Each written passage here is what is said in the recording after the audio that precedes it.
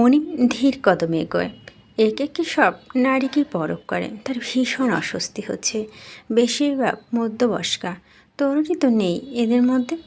মনিব মাঝপথে দাঁড়ায়, পেছনে বসে থাকা যাত্রীদের উদ্দেশ্যে হাঁক ছাড়ে, লাইট অন করেন। এদিকে এত অন্ধকার কেন? অনিন্দিতার পাশে বসা মহিলা হাত বাড়িয়ে লাইট অন করেন। অনিন্দিতা রুহ কেঁপে ওঠে। যে মুসিবত থেকে পালানোর এত পায়তারা, সেই মুসিবত সামনে এসে হাজির। অনিন্দিতার সর্বাঙ্গে কম্পনের তাণ্ডব শুরু হয় এবার। থরথর করে কাঁপে সম্পূর্ণ চিত্র। অসহনীয় ঝাঁকুনিতে শরীর নিস্তেজ হওয়ার পথে ও ত্বরিত মুখ খিচে পড়ে রয়। মনিব এগোয়। শেষ দিকটা এসে সন্দেহ জাগে মনে। কোনটায় খামটি মেরে বসে থাকা মাস্ক পরিহিত মেয়েটিকে পরিচিত মনে হয়। অমনি মস্তিষ্ক সচল হয় তার। ওর স্মৃতিশক্তি প্রখর। ও দ্রুত ঘাড় বাঁকায়। ইজানের তীক্ষ্ণ দৃষ্টি, গতিপথ এদিকেই। মনিম মাথায় 1 ইঞ্চি উপর নিচ করতেই সে এগিয়ে আসে। মনিম পাশের মহিলাটিকে ইশারা দিতে তিনি ভয়ে সন্দর্পণে উঠে যান। ইজান সেখানটায় এসে দাঁড়ালো, মাস্কটা কিঞ্চিত নামিয়ে তীর্যক চেয়ে বাঁকা স্বরে প্রশ্ন করে, এই সঙ্গে প্রেমিক টেমিক আছে তো?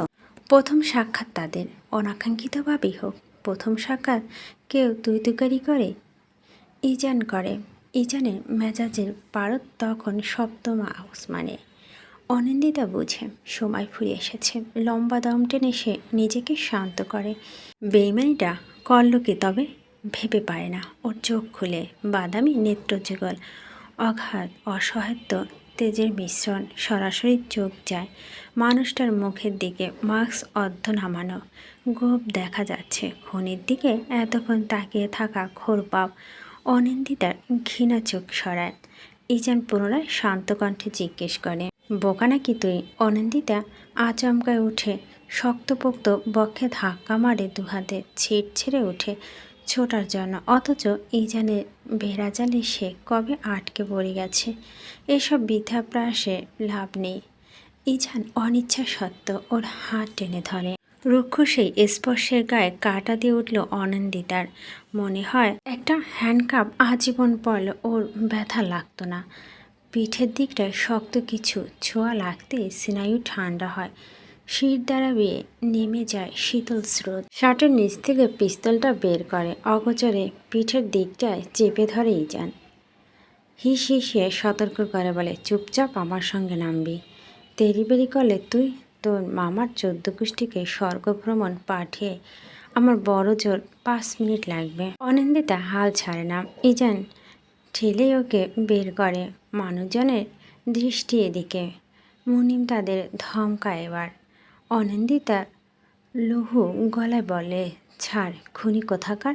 আমি কিন্তু জোরছে চেঁচাবো।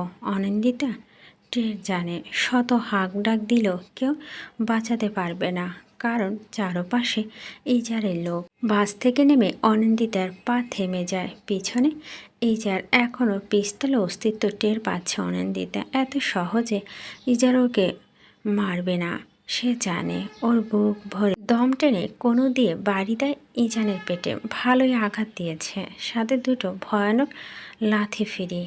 ইজান স্বল্পক্ষণের জন্য পিস্তল সরিয়ে পেট চেপে ধরে চেঁচায়, বাস্টার্ড। অনিন্দিতার এই সুযোগে ছুটে, অথচ বেশি দূর যাওয়া বোধ হয় তার ভাগ্যে নেই। 6 কদম এগোতেই হাতে টান লাগে। দস্তাদস্তি বেশিক্ষণ চলল না। নাকে সহসা রুমাল চেপে ধরতে নিঃশ্বাস রোধ হয় মেয়েটার। মনিম ভ্যাকা চাকা খেয়ে তাকিয়ে থাকে। ইজানের বুকের ওপর মেয়েটা লুটিয়ে পড়েছে। ইজান নাক মুখ কুচকায়। মুনিমের উদ্দেশ্য বলে, গাড়ি আন।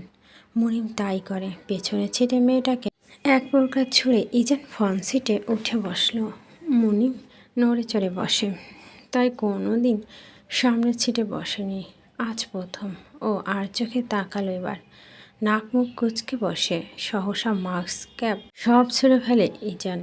শক্ত চল, কাঠিন্যতায় ঘেরা মুখমণ্ডল, ফুটে উঠে স্পষ্ট ঘৃণা, বিতৃষ্ণার প্রতিফলন। গাড়ির গতি বাড়ায় মুমিন। গন্তব্য তার জানা, তাই আর শব্দ খরচ করল না। মাঝ রাস্তায় ইজান একবার পিছনে তাকায়, থমথমে গলায় শুধায়, এই আগ্নেয়গিরির নাম কি? জি ভাই, মুনিম কেসে ওঠে। আরে এই মেয়ের নাম কি? রুদার কণ্ঠে প্রশ্ন। অনিন্দিতা কায়নাদ। উত্তর পেয়ে ইজান অতি বিলম্বে মুখ ফেরায়। এই মেয়েকে তার বিয়ে করতে হবে। মা এই মেয়েকে পছন্দ করেছে তার জন্য। ক্যাটক্যাট ফ্যানের শব্দ আর ফ্যাচফ্যাচে কান্নার আওয়াজ জারতে হলে ভেতর মিলেমিশে একাকার। অনিন্দিতার মস্তিষ্ক সচল হলো, স্নায়ু কাজ করা শুরু করলো খুবই ধীর গতিতে। চোখের পাতা নড়ল আদো আদো, কিন্তু ওই খিজিগোল মেলে তাকালো অনেকক্ষণ পর। মাথার ওপর ফ্যান ঘুরছে, সর্বপ্রথম সেটার দিকে দৃষ্টি গেল। পরপরই সিথানের পাশটায় বসে কন্দনরত অতসীর দিকে চেয়ে ও উঠে বসলো। অতসী কান্নার আওয়াজ সঙ্গে সঙ্গে থেমে গেল। গালে দগদগে 3 আঙুলের ছাপ রক্তিম দেখাচ্ছে। অক্ষিকোটর পেয়ে অজর ধারায় নোনা জল গড়িয়ে পড়ছে। অনিন্দিতা স্তম্ভিত নেত্রে কিচ্ছুক্ষণ দেখল ওকে। পরপরই মনে হলো সে আবার বন্দিখানায়। চিত্র অস্থির হয়ে উঠল তার। উঠে দাঁড়ানোর আগে অতসী হাত ধরে আটকায়, চাপা গলায় বলে, যেও না আপি, বাইরে মানুষ। অনিন্দিতা থেমে যায়, কিছু প্রশ্ন গলায় আটকে যায়।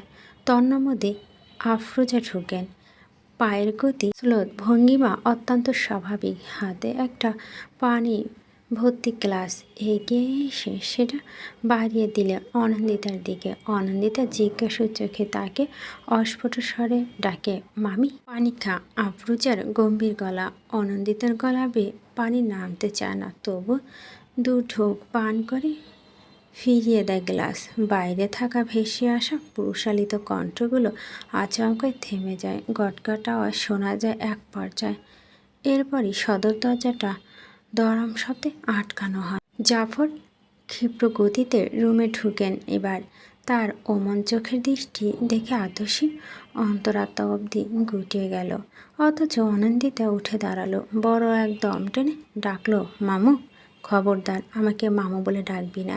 তোর সঙ্গে আমার কোনো সম্পর্ক নেই। শুধু তোর মা আমার বোন ছিল, তাছাড়া তোদের 14 গোষ্ঠীর কারো সঙ্গে আমার কোনো সম্পর্ক নেই। যতই দ্রুত বিদায় হবি তত দ্রুত বাঁচি। অনিন্দিতা এবার ঢোক গেলে। জাফর পুনরায় বলা শুরু করে, আমার বোনকে হারিয়েছি তোরা বাপ বেটির জন্য। কি ফুটফুটে ছিল আমার বোনটা। ওর চেহারা আমার চোখে ভাসে। লজ্জা করে না তোর? মুখ দেখিয়ে চলিস কিভাবে? আফরোজা চোখ বুজে ঠোঁট চেপে দাঁড়িয়ে থাকেন। জাফর লাগম ছাড়া হচ্ছেন, জিভে কিছু আটকাচ্ছে না। তাহলে যেতে দাও। আটকে রেখেছ কেন? অনিন্দিতার ধীর জেদি কণ্ঠ। জাফর এক মুহূর্তের জন্য থমকালে বুঝি, পরপর দ্বিগুণ দৃঢ়তা নিয়ে বলেন, তোকে বাড়িতে রাখার ইচ্ছে নেই আমার। বিয়েটা করে ঘাট থেকে নাম। অনিন্দিতা এবার অশান্ত হলো। কেন বিয়ে কেন করতে হবে? তাও একটা খুব। চুপ, ওই শব্দ মুখ থেকে বের করবি না। তোর বাপ কি? সে নিজেও তো খুনি। তার মেয়ে হয়ে তোর এত অহংকার কিসের? যা করতে বলছি তা চুপচাপ করবি। বোনের কারণে এমন বড় ঘরে সম্বন্ধ এসেছে, না হলে কোনো রাস্তার ছেলে আসতো না তোকে বিয়ে করার জন্য। অনিন্দিতার চোখ নামিয়ে ফেলে, মাথার ভিতরটা রাগে দাপটে ফাটে যায়। কি আশ্চর্য ব্যাপার, এত রাগের চোখ ঝাপসা হচ্ছে কেন? চোখের পানি জমছে কেন? জাফর বেরিয়ে গেলেন। আফরোজা এক পলক তাকে পরখ করে নিজেও বেরিয়ে গেলেন। যাওয়ার ক্ষণে দরজাটা বাইরে থেকে আটকাতে ভুললেন না।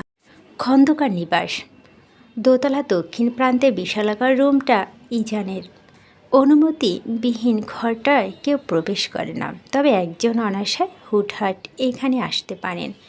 তিনি কামিনী খন্দকার, ইজানের মা। কামিনী নিঃশব্দে ঘরে ঢুকলেন। কাল রাত 2টোর দিকে ছেলে বাড়ি ফিরেছে, এখনও বেঘর নিন্দায় নিমজ্জিত। কামিনী বিশাল বেডটা এক কোণে বসলেন, হাত বাড়িয়ে ছেলের কপাল ছুঁয়ে ডাকলেন, ওই যান, ওঠো বাবা। ইজানের নেত্র বন্ধ, অথচ মস্তিষ্ক সচল। বালিশে মুখ গুজা অবস্থায় বলে, কয়টা বাজে? 10টা বাজতে চলল। শরৎ এসে বসে আছে নিচে। ইজান লাফ দিয়ে উঠে মুখ ভয়ানক কুঁচকে বলে, ও এখন এলো? এসেছে ঘণ্টাখানেক। ওঠো বাবা, আমি একটু জাফর ভাইয়ের বাসায় যাব। ইজানের বাঘা চোখে তাকায়, শক্ত জোয়ালো প্রশ্ন করে, কেন? ও বাড়িতে কী কাজ? বাড়ি কাজ নেই বলছিস? কিছু কথা আছে, তাই সেরে আসব। তোমার মনে হচ্ছে না তুমি একটু বেশি তাড়াহুড়ো করছো? না তো, কেন বাপ? অনিন্দিতা কি তোর পছন্দ হয়নি? ইজানের হাত চেপে সহসা প্রশ্ন ছুলেন কামিনী। ইজান খানিকটা বিচলিত হয়। সে মেয়েটার নামই জানল না কাল। মুখটা ঠিকঠাক দেখা হয়নি। কালো হোক, সাদা হোক, কুৎসিত হোক, না হয় বিশ্বসুন্দরী হোক, তাতেই জানের কি? সে চায় তার মায়ের জন্য একজন পারফেক্ট ছেলের বউ। ওর কথা উত্তর দিল না। বিছানা ছাড়তে ছাড়তেই বলল, মামুনি, সবটা তোমার উপর, তোমার পছন্দের শেষ কথা। তবে তাড়াহুড়ো কখনো শুভ কিছু বয়ে আনে না। অতসী ড্রেসিং টেবিলের সামনে বসে অনসায় গা দেখছে। আর মনে হঠাৎ হঠাৎ 3 আঙ্গুলের দাগটা হাত ছোঁয়াচ্ছে। এই 16 বছরের জীবনে প্রথম চর খাওয়া। না না, এই ভয়ানক কাজটা জাফরের দ্বারা সংঘটিত হয়নি। ইহা আফরুজার কাজ, অতসীর মায়ের। অতসী মনে মনে হা হুতাশ করতে করতে ঘাড় বাঁকিয়ে তাকালো। সিঙ্গেল সোফাটা কেমন নির্জীবনে বসে আছে অনিন্দিতা, শূন্যে তাকিয়ে, যেন কোনো অনুভূতিহীন জীবন সে। 17 ঘন্টা যাবৎ ওরা এই ঘরটায় বন্দি। আফরোজা এসে খাবার দিয়ে যাচ্ছেন, যাওয়ার সময় দরজা আটকাতে ভুলছেন না। অতসী দম আটকে আসছে। সামনে দুর্ভোগের কথা ভাবলে মস্তিষ্ক থেমে যায় ও জিভ দিয়ে ঠোঁট ভিজে কথা বলে। শেষমেশ ভীষণ অনুতপ্ত গলায় বলে, আপি সরি। অনিন্দিতা একই ভঙ্গিতে বসা। অতসীর কথায় সে কেবল চোখ দুটো বন্ধ করে ফেলল। একটি লম্বা দম টানতে অতসী পুনরায় বলে, আমি আসলেই বুঝতে পারিনি বাবা হঠাৎ এলো। কি বলল? আমার কান্না পাচ্ছে আপি, প্লিজ আপি, ফরগিভ মি। বলতে বলতেই ষোড়শী অক্ষিকোটর সিক্ত হলো। ঝরঝর করে নোনা জল গড়িয়ে পড়ে। সে সবটা বেচতে দিয়েছে। ভাবলেই তার নিজেকে পিষে মারতে মন চায়। অনিন্দিতার ঠোঁট চেপে বলে, তোর দোষ নেই। আমার ভাগ্য এমন, এক নরক থেকে আরেক নরকে যাব, সয়ে যাবে, ভাগ্য মানতে হবে। শেষ কয়েক বাক্য সে আওড়ালো খুব ধীর স্বরে। অতসী ঠিকঠাক শুনতে পেল না। অনিন্দিতা এবার স্পষ্ট গলায় প্রশ্ন রাখল, আমাকে এখানে দিয়ে গেছে ওই খনিটা, তাই না? অতসীর সম্মতি জানিয়ে কিছু বলার পূর্বে আকর্ষণ রুমের দরজাটা খুলে যায়। আফরোজা ঢুকেন ব্যস্ত পায়ে। তেমনই ব্যস্ত গলায় বলেন, অনি, মামি একটা কথা রাখবে? আফরোজা অনিন্দিতাকে অত্যাধিক স্নেহ করেন, অতসীর চেয়েও একটু বেশি। তিনি খুব বেশি অভিমান করলে কেবল অনিন্দিতার ক্ষেত্রে তুমি সম্বোধন যোগ করেন। অনিন্দিতা ঘন ঘন দম টানে, দ্বিধান্বিত কণ্ঠে বলে, কি? কামিনী আপা এসেছেন, দয়া করে তার সঙ্গে একটু ভালো ব্যবহার করবে। এমনি তো তোমার মামার সম্মান তাদের সামনে তলানিতে ঠেকেছে। যেটুকু আছে ওটুকু অন্তত রাখো। অনিন্দিতার মুখটা ফ্যাকাশে দেখায়। অতসী নিজেও ভ্যাকা চাকা খায় মায়ের অমন কথায়। এভাবে কেউ বলে? কত কষ্ট পাচ্ছে আপি। অনিন্দিতা কেবল মাথা হেলিয়ে বলে, আচ্ছা। আলমারির দ্বিতীয় তাকে একটা নতুন ড্রেস আছে, ওটা পরে নিও বলেই তিনি বেরিয়ে যান। অতসী তৎক্ষণাৎ উঠে দাঁড়ায়। খোলা দরজার দিকে তাকে খুশি তোরে চকচক করে উঠে তার অক্ষিপু। বেরিয়েও লাভ নেই, বাড়িতে এখন মোট 6 জন সিকিউরিটি গার্ড। অনিন্দিতার কথা ধপ করে হাসির ঝলক উবে যায়। অতসী বিবশ চিত্রে তাকাতে অনিন্দিতার আলমারির দিকে পা বাড়ায়। অতসী ব্যগ্র পায়ে পায়চারি করছে। বসার ঘর থেকে অপরিচিত এক নারী কণ্ঠ ভেসে আছে। অতসী তাকে দেখেছে, তবে কেমন চিনে না। যতদূর জানে, কামিনী নামে ভদ্রমহিলা অনিন্দিতার মায়ের বান্ধবী। ব্যাস এইটুকুই। ও পদ্মার কাজটা গিয়ে কান পাতল। জাফর আদনান অফিসে আসতে অনেক দেরি। আপাতত মাই ওই ভদ্রমহিলার সঙ্গে কথা বলছে। কান পেতেও বিশেষ লাভ হলো না। তবে আরেক বিপত্তি ঘটল। উকি মারা ক্ষণে পর্দা ঠেলে এক শক্ত গরনের পুরুষালিত অভয় বেরিয়ে এলো। অতসী হঠকারিতার পেছনে সরে যেতেই কোমরটা গিয়ে বাড়ি খেল বেসিনের শক্ত অংশে। আর্তনাদ করে উঠতেই সামনের পুরুষটি অল্প খানিকটা ভর গায়। অতসী চোখ মুখ খিচে দাঁড়িয়ে, এক হাতে কোমর, অন্য হাতে নিজে ঠোঁট চেপে ধরে। শরতের ভরকানো ভাবটা কেটে গেল মুহূর্তে। ভ্রুদয় মধ্যখানে সূক্ষ্ম ভাঁজ পেল।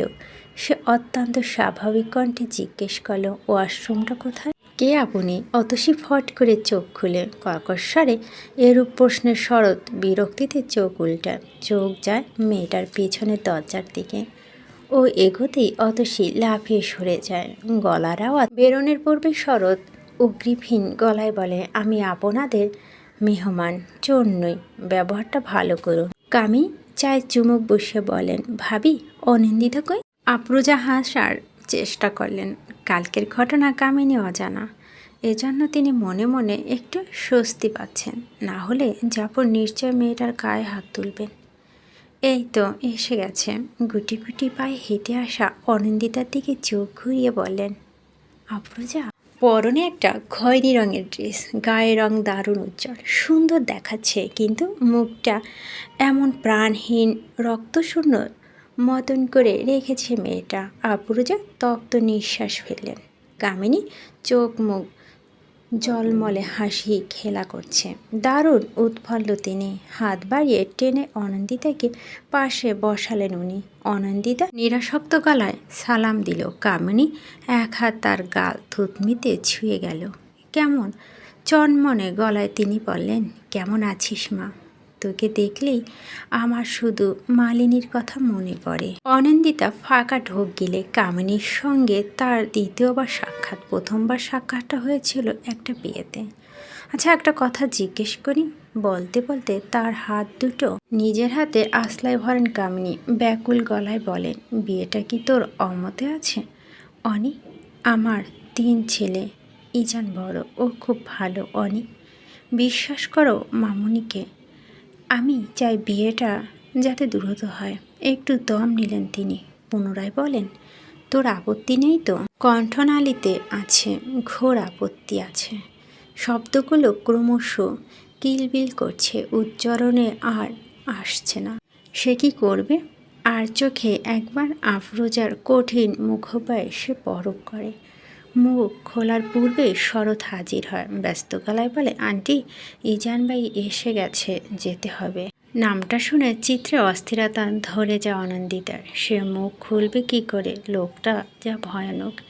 শেষমেশ বিপদটা তার একার ওপর তো আসবে না, মামার তার সাজানো গোছানো পরিবারের উপর আসবে। ওর নীরবতায় উত্তর পেয়ে গেলেন কামিনী। আপত্তি থাকলে নিশ্চয় সঙ্গে সঙ্গে জানাতো। অনন্দিতার চোখ তুলে তাকাতেই কামিনী উঠে পড়েন, মাথায় হাত বুলিয়ে বলেন, আজ আসি। সামনের শুক্রবারে আবার আসব, তখন একদম বাড়ির বউ বানিয়ে নিয়ে যাব। তখনই অতসী পর্দা ঠেলে বেরিয়ে আসে। কাচুমাচু মুখে অনন্দিতার দিকে চেয়ে বলে, আপি, তোমার একটা কল এসেছে, আর্জেন্ট, একটু আসো। অনন্দিতা ভাবুক চিত্রে পা বাড়ায়। বাটন ফোন আর ব্যাগটা কোথায় জানা নেই, তবে যতটুকু মস্তিষ্ক আন্দাজ করছে ওই ইজানের কাছে সেগুলো আছে। আগে ফোনটা ঘরে রেখে বেরিয়ে গিয়েছিল। ড্রয়িং রুমে পার করে আসতে অতসী ঠেসে তার কানে ফোন লাগায়। কাচুমাচু মুখটা হয় দেখা মিলে। অনন্দিতার সন্দিহান গলার ওপর প্রান্তে মানুষটি উদ্দেশ্য বলে, জি, কে বলছেন? ইজান। সঙ্গে সঙ্গেই থমকে যায় অনন্দিতা। কিছু বলার সুযোগ মেলে না। ওপর প্রান্ত থেকে ক্রুদার তেজি গলার স্বরে স্পষ্ট, এক নাগারে শ্বাসে বলে, কে কথা বলছো? অনন্দিতা তো? শোনো, আমি ইজান, মোটো ভালো মানুষ না। খুনের কথা যেহেতু জানো, তাই আর ভেঙে বোঝাতে হবে না আশা করি। আমার মায়ের সামনে ভুলেও কোনো ফোন দিয়েটো না, এক চুলো মাপ দেব না।